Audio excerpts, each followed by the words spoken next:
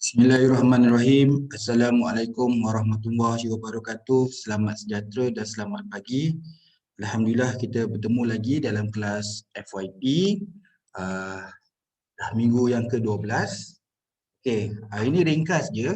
Nak tunjuk bagaimana kita dapat menghasilkan pembangunan soal sidik. Berapa perkara penting yang kadang-kadang terlepas pandang oleh pelajar dalam menghasilkan pembangunan soal sidik. Okey. Jadi untuk lebih faham bagaimana pembangunan soal sidik itu, jadi hari ini kita kongsikan dengan satu contoh. Ini contoh saya punya penyelidikan bagaimana saya membangunkan soal sidik. Okey. Jadi suara saya okey? Ada nampak tak perkongsian saya dalam Microsoft Word yang tulis lampiran A borang soal sidik? Dapat semua Right. Okey, kita go through yang ni lah kita ada go through lebih kurang dalam 9 muka surat. Kita akan tengok macam mana pembangunan soal sidik. Bukanlah kita kena buat sampai 9 muka surat ni, cuma contoh saja. Okey. Okey, biasanya soal sidik kita akan ada maklumat macam ni lah. Kan? Kalau letak dekat kita punya FYP dekat bahagian lampiran. Jadi contoh dekat sini, tak semestinya lah lampiran A, mungkin lampiran B dan sebagainya. Tapi dalam kes ni, lampiran A adalah borang soal sidik. Okey, tajuk dia kajian amalan pengurusan keusahawanan, kajian penambahbaikan berterusan. Kaizen ni bahasa Jepun. Jadi bahasa Melayu dia penambahbaikan berterusan, penjanaan dana ekonomi dan prestasi masjid di negeri Perak. Okey, kalau tak nak letak perkataan kajian pun tak apa. Terus pergi topik kita. Topik dia adalah amalan pengurusan. Okey. Tujuan soal sidik ini diedarkan untuk menilai prestasi masjid terhadap amalan pengurusan dan pembangunan dana ekonomi yang dilaksanakan oleh masjid-masjid di negeri Perak. Okey. Jadi kena beritahu dulu kenapa kita nak buat soal sidik ni. Jadi orang yang nak jawab tu at least dia tahulah tujuan kenapa soal sidik ni diberi kepada kita. Soal sidik ini mempunyai 6 bahagian, tak semestinya 6 bahagian lah, bergantung kepada kita punya jumlah dan juga bahagian yang ada dalam soal sidik. Dalam kes ni ada 6, jadi kita letaklah bahagian A, B, C, D, E, F. Justru sukacita tuan atau puan dipohon untuk melengkapkan semua butiran seperti yang tertera.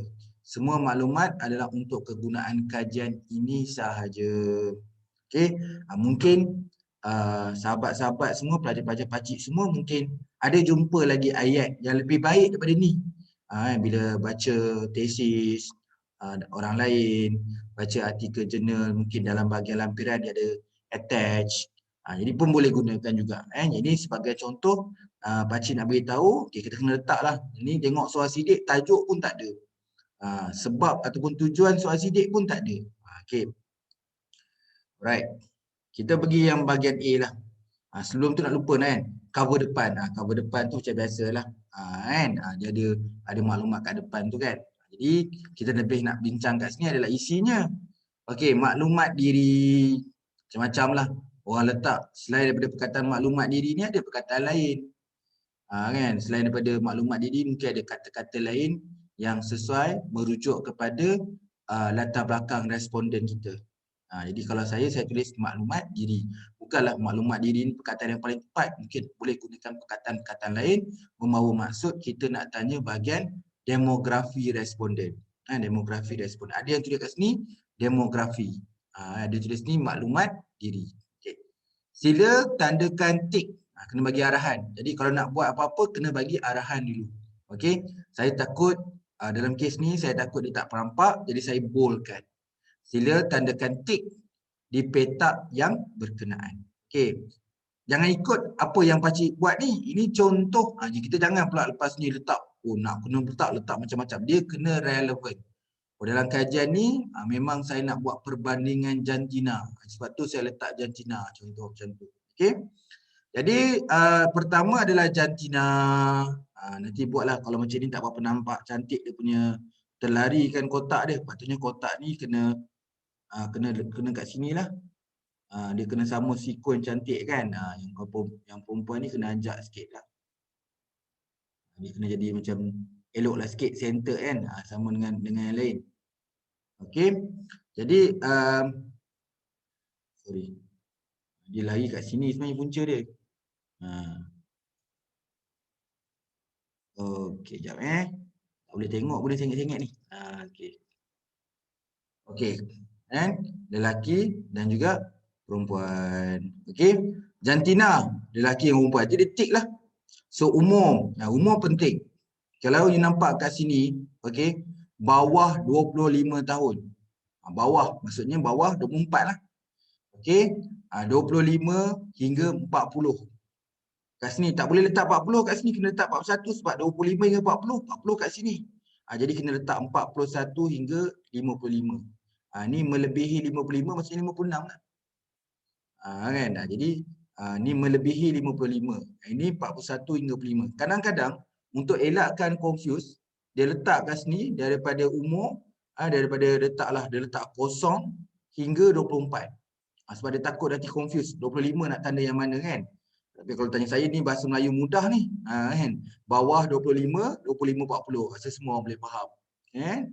Yang tak boleh nanti takut you lupa. Contoh macam sini 25 hingga 40, nanti sambung sini 40. Tak boleh. Kena 41 sebab 40 akan tanda di sini.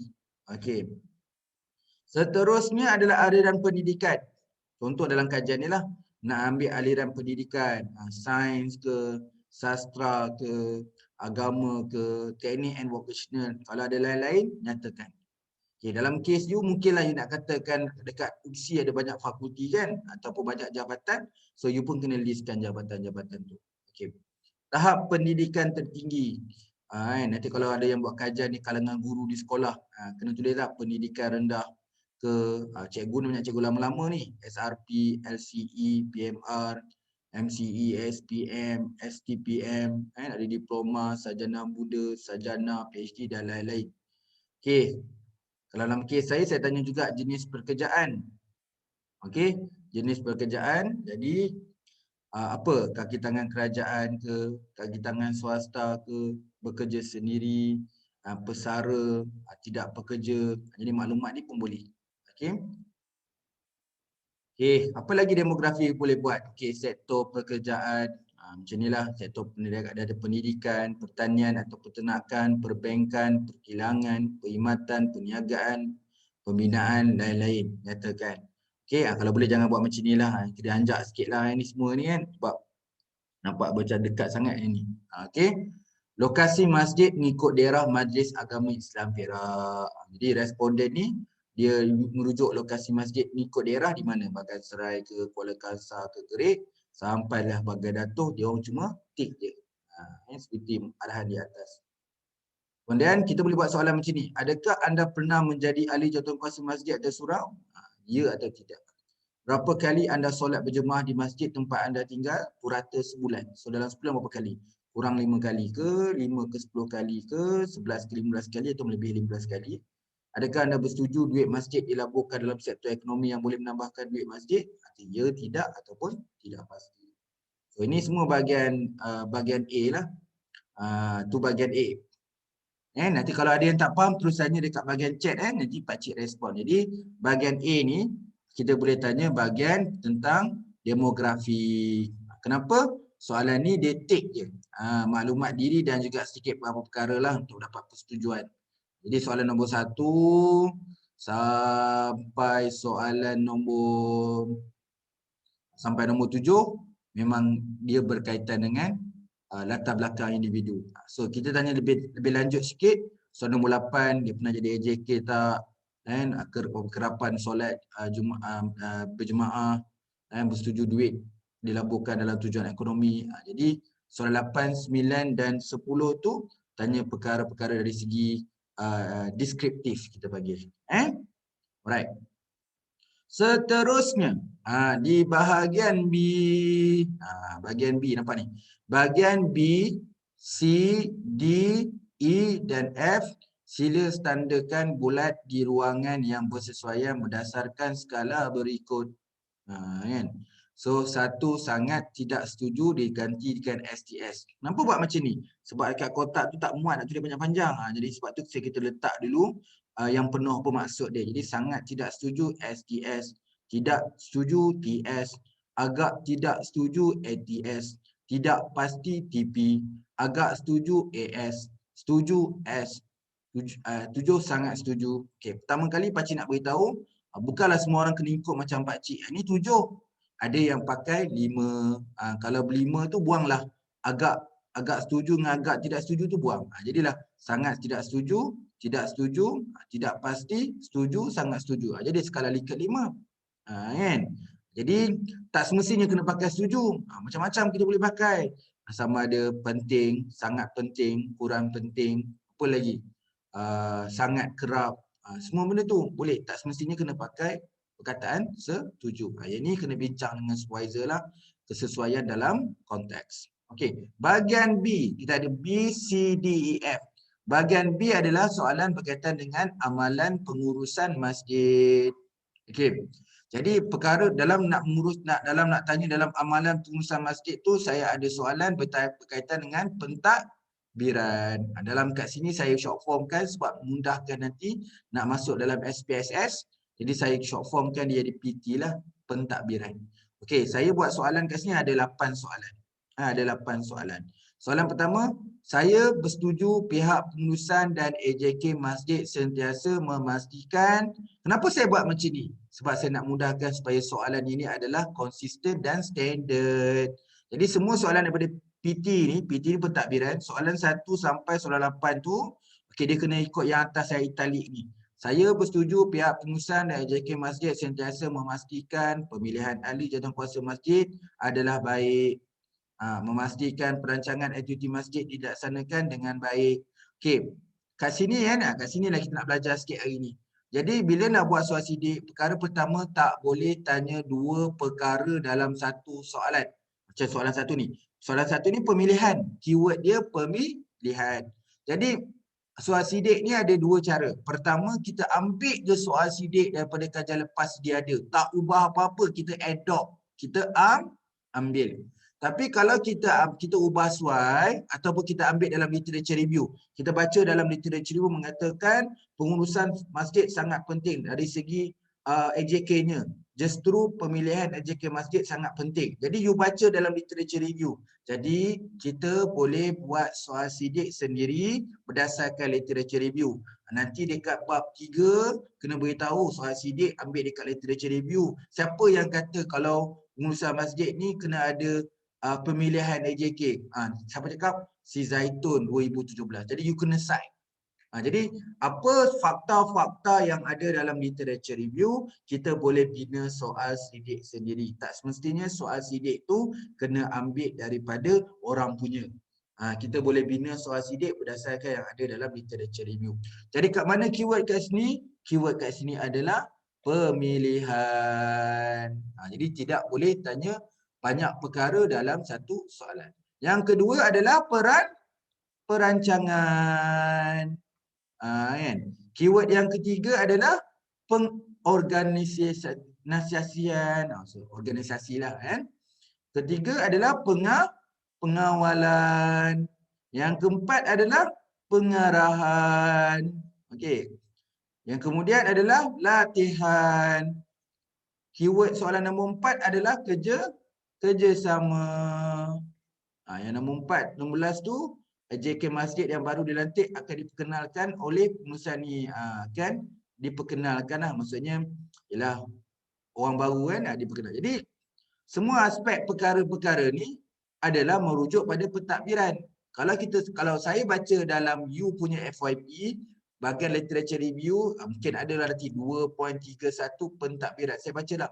Seorang pentadbiran mestilah melibatkan beberapa perkara. Merujuk ahli mengatakan pemilihan, mengikut Siti mengatakan perancangan, mengikut ni kena ada organisasi, kena ada perkara pengawalan yang baik, ada pengarahan, kena ada latihan, kerjasama.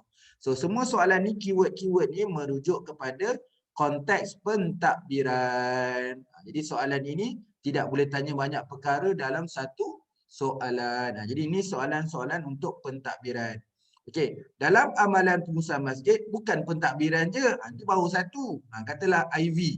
IV kita baru satu iaitu pentadbiran. Kita pergi IV yang kedua.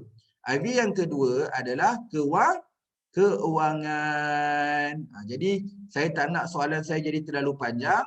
Jadi saya buat yang atas tu. Saya bersetuju pihak pengurusan dan AJK Masjid sentiasa menguruskan kewangan dengan saya bersetuju pihak pengurusan dan AJK Masjid sentiasa menguruskan kewangan dengan titik. Okey. Duit masjid diuruskan sendiri oleh pihak pengurusan masjid. Diuruskan sendiri oleh pihak pengurusan masjid, tak diserahkan pada pihak ketiga. Duit masjid digunakan untuk membesarkan masjid. Duit kutipan bulanan masjid dipamerkan melalui papan kenyataan. Duit masjid diuruskan mengikut peraturan kewangan mematuhi syarak. Duit masjid digunakan untuk upah penyelenggaraan. Jadi masjid ada benda maintenance boleh digunakan. Duit masjid digunakan untuk tujuan bayar penceramah dan pengajar. Duit masjid digunakan untuk mengadakan masjid keagamaan dan kerohanian. Duit masjid digunakan untuk bayar gaji atau upah siap, bilal dan lain. Jadi ada lagi tak? Takut ada lebih daripada 8. 9. Duit masjid digunakan untuk membeli alat elektrik. Duit masjid dibelanjakan untuk perkara-perkara bermanfaat kepada masyarakat. Jadi kat sini dia beritahu kat sini manfaat kepada masyarakat keyword dia. Ada lebih daripada satu? Tak ada. Ini untuk membeli alatan elektrik.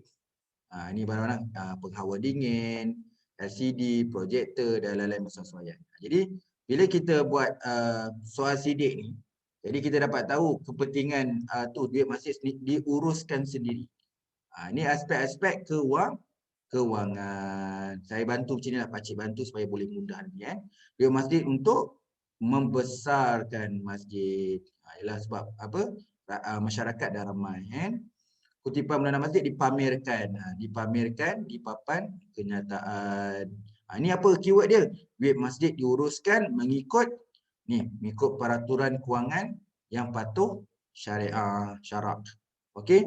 Boleh digunakan untuk penyelenggaraan masjid. Duit masjid digunakan untuk bayar penceramah. Okey. Duit masjid digunakan untuk mengadakan majlis agama ataupun kerohanian yang lain. Untuk bayar gaji, upah tok siap. Tok siap tu yang jaga masjid lah Okey. Alright. Ni semua. Okey. Ini baru kedua. Jadi IV kedua. IV ketiga dia apa?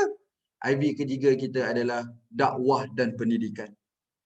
Okey, kalau tengok tadi soalan, kalau kewangan ada 10, okey. Yang ni ada 8. Tadi pentadbiran ada 8 soalan. Okey kan? Jadi tak semestinya samalah. Tapi kalau tanya saya, soalan yang baik adalah dia kena lebih daripada 3. Tapi 3 tu berisiko.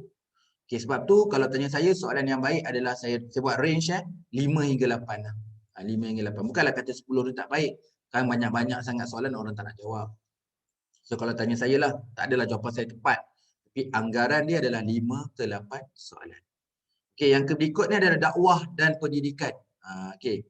Saya bersetuju pihak pengurusan dan AJK Masjid sentiasa menguruskan aktiviti dakwah dan pendidikan dengan macam ni, ada 4 soalan je. Menyediakan aktiviti kerohanian, ceramah dan usrah kuliah agama, kelas mengaji dan lain. Menyediakan aktiviti pendidikan untuk kanak-kanak, menyediakan aktiviti pendidikan untuk usahawanan belia, menyediakan aktiviti pendidikan untuk usahawanan wanita. Contohnya usahawanan wanita ada menjahit, memasak, untuk usahawanan belia, khusus komputer, khusus bekam, khusus putih rambut dan lain-lain. Kalau untuk pendidikan untuk kanak-kanak ada fardu ain, kelas tahfiz, tuition. Okey, menyediakan aktiviti kerohanian, ini untuk yang semua ceramah, usrah. Jadi ada aktiviti dakwah dan pendidikan dilaksanakan di masjid. Bukan hanya kepada golongan-golongan tertentu saja, golongan umum. Ada juga untuk kanak-kanak, untuk belia, termasuk lelaki dan perempuan, dan khusus untuk keusahawanan wanita. Ini contohlah. Okey, ada lagi soalan-soalan lain yang boleh tambah. Okey. Sama juga aspek kemudahan. Tapi faham maksud saya, maksud pakcik, kita kena tahu bahawa fokus pada satu je. Ini keusahawanan belia, kan? Ini fokus pada keusahawanan wanita. Jadi jangan tanya soalan yang berulang-ulang. Ini untuk pendidikan kanak-kanak. Ini untuk secara umum untuk aktiviti kerohanian. Kan? Okey, kemudian kemudahan. Jadi ada kemudahan. Jadi kemudahan apa disediakan? Kemudahan ibadah. Ini kemudahan ibadah kan. Sejadah telekung kan, kemudahan dari segi bahan bacaan. kan. Kadang-kadang masjid ada library dia, kemudian kemudahan umum, kan, wuduk, telekung, lampu, kan. Jadi kemudahan tempat meletak kenderaan, ini tempat meletak kenderaan, kemudian peralatan teknologi, kemudian untuk golongan OKU, kemudian bantuan pada ahli karya yang tiba musibah. Ini bantuan kepada yang terima musibah lah, banjir dan sebagainya. Jadi ini kemudahan yang disediakan oleh masjid. Jadi kat mana saya dapat semua ni? Berdasarkan literature review. Sebab tu penting literature review. Bila review, baca literature review, kena sedia kemudahan ibadah. Boleh buat soal sidik. Yang ni, yang lain-lain kita buat sendiri, kita bayar kita sendiri. Keyword dia ibadah, kita buat sendirilah. Kemudahan ibadah kita nyatakan adalah baik. Jangan semua benda ni ada literature review cakap kemudahan ibadah je. Kita yang kena susun ayat kita sendiri. Okey, kemudian ada pembangunan penyelenggaraan. Saya bersetuju pihak pengurusan, saya turun bawah lah sikit supaya nampak. Okey, saya bersetuju ni untuk pembangunan penyelenggaraan. Saya bersetuju pihak pengurusan AJK Masjid sentiasa melaksanakan pembangunan dan penyelenggaraan dengan, kat sini ada 6 soalan. Mempunyai pengetahuan asas tentang, jadi orang nak selenggara ni kenalah tahu tentang pengetahuan asas. Kan? Orang yang masjid ni dia pengurusan masjid menambah baik prasarana masjid. Jadi kenalah tambah baik kemudahan atau prasarana. Memeriksa harta benda masjid. Ini tugas penyelenggaraan juga. Kemudian menangani dan selenggara kerosakan. Jadi menyelenggara kerosakan. Merekod harta tetap milik masjid. Ini satu aset kan, merekod harta tetap. Kalau tak rekod tak tahu apa benda aset masjid. Memastikan dan menjaga segala harta masjid diceroboh atau salah guna. Menjaga segala supaya tidak dicerobohi dan salah gunalah. Ini pembangunan dan penyelenggaraan masjid. Okey. Kemudian bahagian C. Okey, yang pakcik punya PhD ni besar. Kan? IV pakcik banyak. Ni baru satu amalan amalan pengurusan masjid. Amalan pengurusan masjid pun ada berapa? Jangan. Ini pun dah ada saya tunjuk. Lupa dah kadang-kadang. Okey. Amalan pengurusan masjid ada 1 pentadbiran, 2 kewangan, 3 dakwah pendidikan, 4 kemudahan, 5 pembangunan dan penyelenggaraan, 6 penjanaan masjid. 5 lah kan. Pembangunan penyelenggaraan, kemudahan, dakwah, kewangan, pentadbiran. Ada 5 lah. Ada 5 untuk amalan pengurusan masjid. Okey, kemudian bahagian C, penjanaan dana ekonomi. Penjanaan dana ekonomi.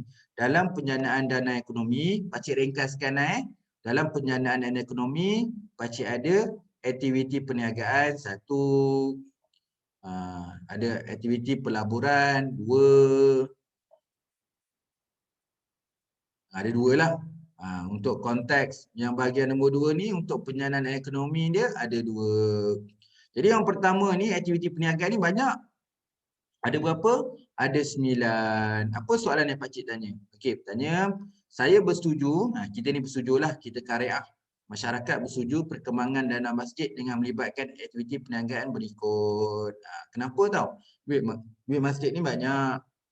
Apabila dijanakan untuk aktiviti ekonomi, duit masjid akan bertambah ada. Tak adalah simpan beku simpan je. Jadi boleh digunakan untuk tujuan perniagaan atau keusahawanan yang tidak terlalu berisiko tinggi. Okey. Boleh buat ada tanah, boleh buat pertanian. Jadi kadang-kadang banyak tanah wakaf, kadang-kadang buat tanah masjid ni luas. Boleh buat pertanian, sama ada kelapa sawit, getah, padi. Boleh buat peternakan. Ini pakcik tak ada label kan. Kita nak tunjukkanlah pertanian, peternakan, pemakanan, perniagaan kecil-kecilan, perkhidmatan, cuci kereta dobi, pendidikan, pakej ilmu pengajian, pelancongan, kesihatan, dan juga masjid ni banyak-banyak aset. Boleh buat sewaan, ruang bilik-bilik peralatan sedia ada.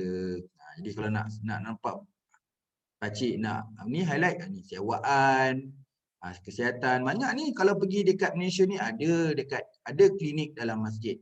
Ada pakej-pakej umrah ataupun melawat dekat negara-negara tertentu, pakej pendidikan, tuition, kan. Bukanlah kita buat perniagaan untuk mengejar keuntungan, tidak. Selain daripada menawarkan harga yang murah, tetapi dia dapat juga beri manfaat. Jadilah one stop center. Ada aspek makanan, gerai-gerai dan sebagainya. Masuk waktu solat, berhenti. Semua solat. Kan? Peternakan. Jadi, nak nampakkan inilah yang boleh menjana. Sebab tu Pakcik tulis ni penjanaan dana ekonomi. Ini penjanaan dana ekonomi. Okey, mungkin ada masjid-masjid di bandar, masjid-masjid di bandar di pemahaman ni makin luas, iaitu buat aktiviti pelaburan. Kalau kat kampung-kampung mungkin ramai AJK dan karya masjid tak setuju, tapi kita nak buat kajian, tengok setuju tak buat pelaburan rumah. Kan kita ada duit masjid beli rumah dan kita sewakan. Buat koperasi masjid, buat pelaburan rumah kedai. Jadi rumah kedai pula untuk sewaan. Pelaburan dalam saham dan unit amanah. Pelaburan tanah untuk sewaan, dividen dari akaun pelaburan. Jadi kita nak tengoklah kebanyakan orang bersetuju untuk buat pelaburan masjid yang di bahagian mana. Adakah ke semua-semua 6 ni disetuju atau kita boleh rankingkan yang mana yang paling tinggi. Itu bahagian C. Jadi begitu jugalah bahagian D. Bahagian D ni orientasi keusahawanan. Jadi tak nak soalan panjang-panjang. Jadi yang pertama ni mengambil risiko. Jadi ini mungkin sesuai dengan kita lah, ramai juga kan. Ni memang saya saja kongsilah sebab relate dengan pengurusan perniagaan, pentadbiran. Jadi amalan pengurusan jadi kita ada pentadbiran, kan? Kita ada dakwah dan pendidikan, kita ada kewangan, ada penyelenggaraan, kan? Kemudian kita ada tadi penjanaan dana ekonomi, kita ada aktiviti perniagaan dan pelaburan. Kemudian kita ada orientasi keusahawanan. Kita ada mengambil risiko, proaktif, dan juga kita ada inovasi. Jadi bolehlah tanya soalan. Jadi soalan untuk orientasi keusahawanan ni, saya bersetuju pihak pengurusan dan AJK Masjid mengambil risiko dalam melaksanakan aktiviti keusahawanan masjid dengan menggalakkan pelibatan karya dalam aktiviti keusahawanan, tidak gentar menghadapi persaingan dan tekanan kesetaraan keusahawanan, berkeyakinan untuk melaksanakan setiap perancangan aktiviti, cenderung melaksanakan mana-mana aktiviti keusahawanan yang berpotensi menghasilkan pulangan yang tinggi, bersedia menghadapi sebarang kemungkinan bagi mengekalkan prestasi keusahawanan. Jadi ini adalah 5 perkara yang kita tahu bahawa konteks mengambil risiko. Jadi kalau yang menguruskan keusahawanan masjid ni AJK Masjid, jadi AJK Masjid tu kena faham lah. Kalau nak jadi seorang usahawan, dia memang ada konteks mengambil risiko. Bukanlah mengambil risiko ni menyebabkan kerosakan atau bencana. Tidak, dia kena ada rasa tu. Baru boleh menjalankan perniagaan. Kalau takut, duduk diam, tu tak nak buat, ini tak nak buat, macam mana aktiviti keusahawanan tu nak berlaku?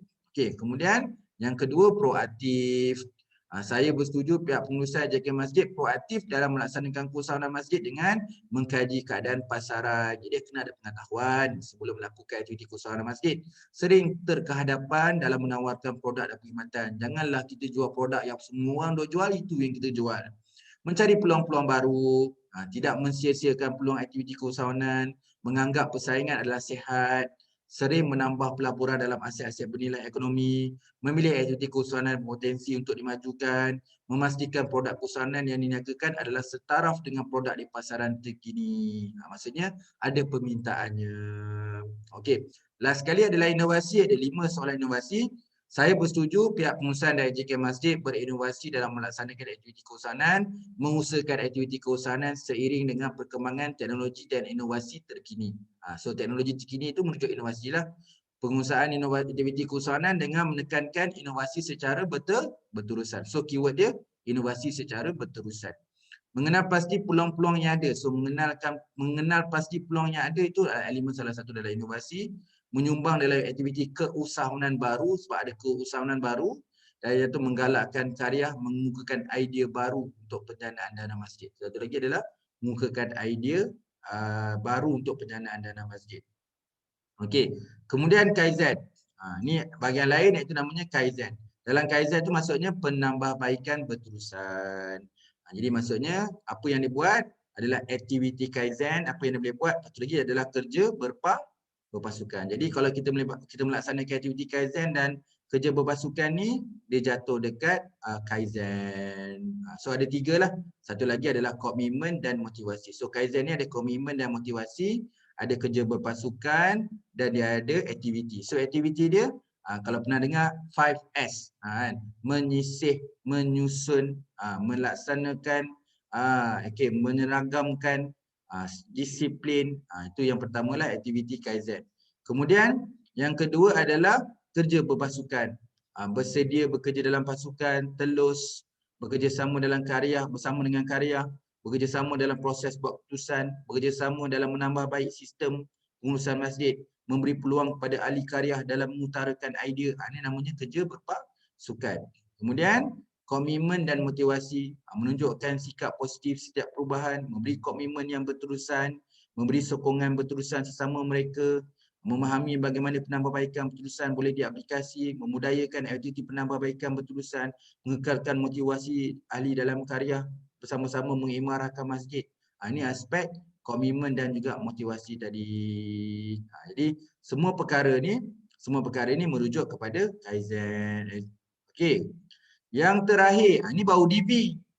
Okey, jadi kalau tadi contohnya untuk FYP ni, tak perlulah you ikut sampai ni, cukuplah tadi. Contoh bahagian A tadi, bahagian B, iaitu amalan pengurusan masjid. IB kita amalan pengurusan masjid, diwakili ada 5, pentadbiran, keuangan, dakwah dan pendidikan, kemudahan dan juga pembangunan dan penyelenggaraan. Ada 5. Jadi IB kita 5. So DV yang bawah sekali ni tadi. DV ni pun banyak, ada 4. You tak semestinya tengok 4, ambil 1 pun boleh. Contoh tadi ambil amalan pengurusan masjid dengan prestasi masjid saja. Jadi ni prestasi masjid. Ni DV. Ni DV. Ini konsep dia adalah DV lah ni. Saya tak warna hijau lah. Ni DV. Jadi ni DV.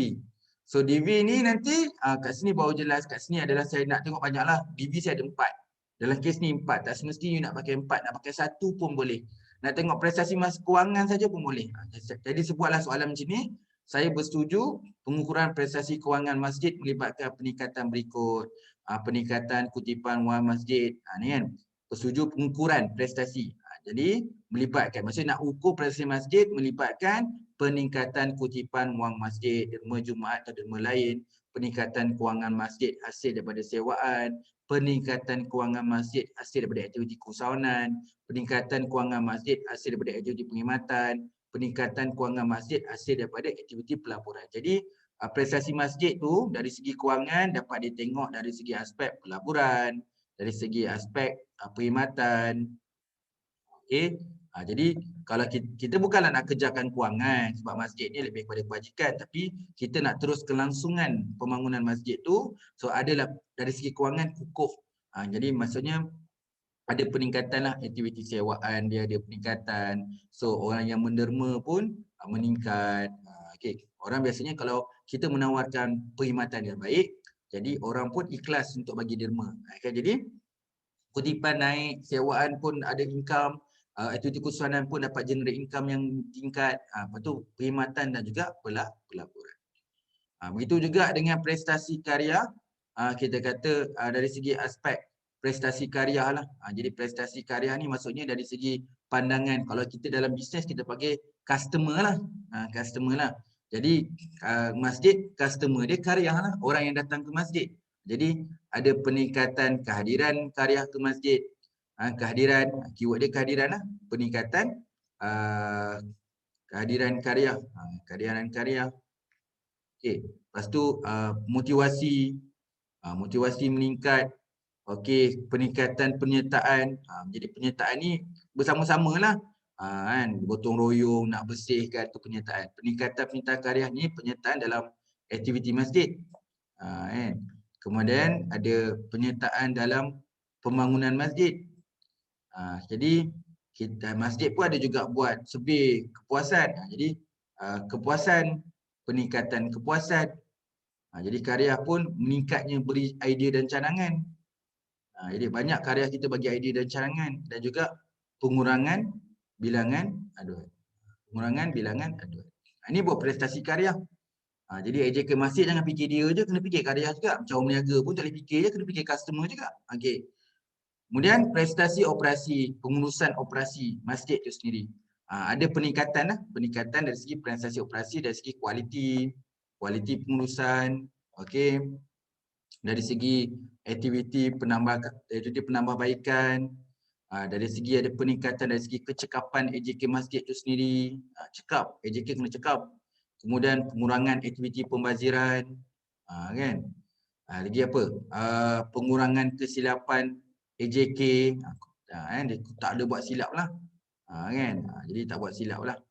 Okey, mengurangkan penyimpanan inventory. Ini maksudnya beli barang aset tapi duk simpan tapi tak guna. Jadi tak cekap lah tu. Jadi kita tak nak ada ni. Ini pengurangan kesilapan masjid. Ni tu sama juga. Okay, ini adalah prestasi. Bawah ada lagi tak? Okay, last sekali adalah prestasi, inovasi dan peningkatan. Maksudnya bila sebut inovasi dan peningkatan pembelajaran tu kehadapan lah. Supaya nak pastikan AJK tu terus mantap, apa kena buat. Contoh kat sini, peningkatan produk dan perkhidmatan baru. Sentiasa kalau keusahawanan tu ada je kita tawarkan produk-produk yang relevan dan yang baru, kan. Jadi ada aktiviti keusahawanan dalam menembusi pasaran baru. Kan? Bukan kata produk je, jadi pasaran baru. Kan? Pengetahuan AJK masjid dapat ditingkatkan. Pengetahuan pun dapat tingkatkan. Lepas tu penggunaan aplikasi teknologi baru. Ini aspek prestasi dan peningkatan pembelajaran. Bukan disebabkan oleh benda tu saja yang baru, tetapi pengetahuan di kalangan AJK pun meningkat. Jadi maksudnya terus berkembang. Macam dalam kata lain, macam mana masjid boleh terus berkembang? Ada 4 soalan ini. Okey. Last sekali, setinggi-tinggi penghargaan dan ucapan terima kasih di atas kerjasama anda. Ini soalan. Anda menjawab soal sidik ini. Semangat anda amatlah dihargai. Jadi kita boleh buat soal sidik macam ni. Okey.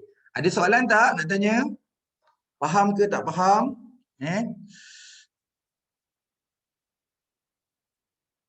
Okey. Ada soalan semua nak tanya berkaitan dengan soal sidik, boleh tanya. Kan? Jadi mungkin ramai yang tertanya-tanya soal sidik ni kena ambil orang punya ke? Jadi nak ambil kajian lepas yang sedia ada pun boleh.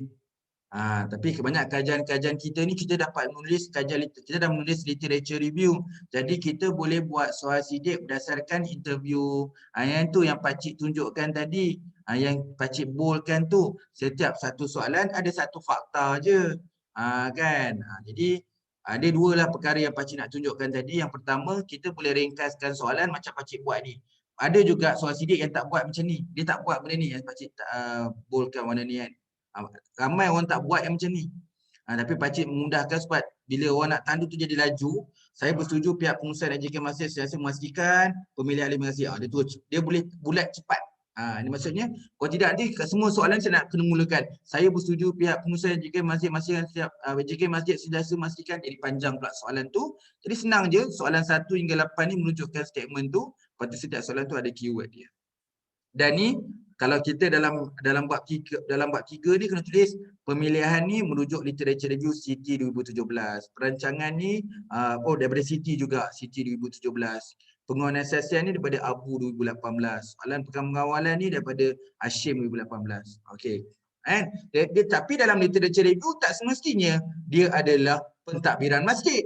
Dia pengurusan biasa je, pengurusan katalah pengurusan di tempat syarikat awam syarikat awam pula apa, kita panggil public organisation.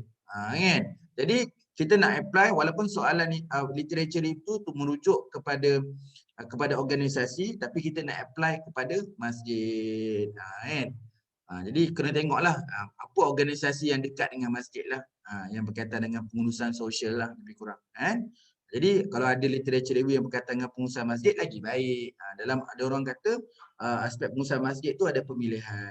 Kalau topik pengurusan masjid ni banyak dah literature review dia. Kan? Okay, macam soalan tadi boleh kan? Kalau tanya saya 5 hingga 8 soalan. Okey, nanti soal sidik ni nanti saya bagilah dekat you all, nanti soal boleh jadikan rujukan dan sebagainya. Ada soalan lagi nak tanya? Memang ambil pendek je hari ni. Hari ni memang kita nak bincang tentang sebab penting juga sebab lepas ni you nak bangunkan soal sidik. Kan? Masih praktikal nanti mungkin nak ada soalan sidik. Jadi kena prepare awal lagi soal sidik ni. Kalau tak, selagi tak prepare soal sidik, selagi tak collect data, macam mana nak analisis? Kita pun dah belajar analisis macam-macam dah hari tu. Kan? Korelasi, regresi, normality, macam-macam kita dah belajar dah. Univariate, multivariate. Jadi kita nak guna semua tu, tapi kenalah collect data dulu. Okey, ada soalan? Okey, Nur Hanifah faham, Haikal faham, Zulaika kan. Pakcik, kalau soalan itu saya susun random. Macam boleh ke? Boleh beritahu saya tak random tu macam mana? Macam gaya pembelajaran visual, auditory dan kinestik. Saya susun random setiap item soalan tu. Boleh tak jelaskan Atikah, apa maksud soalan random tu? Susun random tu macam mana? Maksudnya tak pecah. Macam ni saya pecah kan. Apa ni? Pakcik dengar tak suara saya? Jadi betul tak soalan tu? Maksudnya you tak pecah. Macam ni saya pecah pentadbiran, kewangan kan. You tak pecahkan. Dia tak pecah. Dia tak pecah. Ada pro and con dia. Ada pro and con dia. Contoh pertama, kalau orang bidang psikologi, memang dia nak psycho. Orang psikologi ni memang nak psycho sebab tu dia randomly. Maksudnya dia sekalikan. Macam orang nak uji personality test. Kalau kata dia dah labelkan kewangan, ni memang personal kewangan ni. Jadi kita tak boleh sebut kewangan tu, rahsiakan. Jadi biar nanti jawapan tu baru tahu dia ni berat dekat personality. Jadi itu bagi orang fakulti sebelah. Fakulti psikologi, sebab dia memang orang macam tu. Tapi kalau fakulti pengurusan, kita manageable, orang yang terurus, orang yang terpimpin. Jadi maksudnya orang yang terurus, terpimpin, manageable dia orang yang memudahkan urusan segala hal. Itu pandangan saya lah. Pandangan saya, lebih baik kita kategorikan daripada kita random. Melainkan kalau kita ni duduk orang bidang kaunseling, orang bidang psikologi, orang yang psycho ni, dia sesuai lah dia random. Kalau kita ni orang yang manageable, orang yang memudahkan urusan orang lain. Jadi kalau kita kategorikan, orang nak tanda pun faham. Oh, ini soalan untuk pentadbiran. Macam kes tadi, oh ini soalan untuk pembelajaran visual. Ini untuk soalan kinestetik. Jadi kita orang pengurusan ni orang yang memudahkan urusan, orang yang sistematik, orang yang menjadikan semua tu dirancang dengan baik, terlaksana dengan baik. Itu jiwa orang pengurusan. Jadi terpulanglah kalau tanya saya, kalau supervisor kata okey random lah. Tapi kalau tanya saya personally, kita duduk kat fakulti pengurusan, kita bukan fakulti psiko lah. Kita manageable kan. Boleh Zulaika, nanti saya bagikan ni Pakcik nanti pembentangan kena bentangkan ke semua soalan. Tak perlulah kan, pakcik dah bagi dah outline dalam grup WhatsApp apa yang perlu ada dalam slide. Kalau nak bentang, tapi itulah kalau jadi panjang. Tak apalah. Detail tentang soalan sidik ni nanti bincanglah dengan penyelia. Tapi kalau cukuplah kita tadi dalam grup WhatsApp, jangan tak tengok pula grup WhatsApp saya dah share dah apa yang perlu ada dalam pembentangan kita tu kan. Kalau saya baca baliklah, mungkin ada yang tak tengok dalam tu kan apa yang saya tulis. Okey, untuk video yang kita buat nanti, you akan bagi link YouTube. Kalau boleh link YouTube tu jangan public kan. Kenapa saya nak download YouTube tu? Okey, perlu ada adalah 6 slide saja. Yang pertama tak kira lah nama dan tajuk, tajuk FYP dengan nama penuh. Ada nombor 1 problem statement. Slide pertama cerita problem statement. Slide kedua kombinasi objektif, persoalan dan hipotesis. Jika ada hipotesis tu, biasanya adalah kan. Lepas tu kerangka konseptual, metodologi. Apa-apa metodologi ceritalah tapi one slide je, satu slide je. Sumbangan kajian, lepas tu rujukan. Sebab nanti mungkin ada yang dalam problem statement tu you cite abu. Jadi adalah rujukan tu abu tu apa. Jadi kena ada rujukan. Cukuplah ada 6 slide ni. 6 slide ni present dalam masa 15 minit sahaja. Kurang kurang. Kurang, tidak lebih daripada 15 minit sahaja.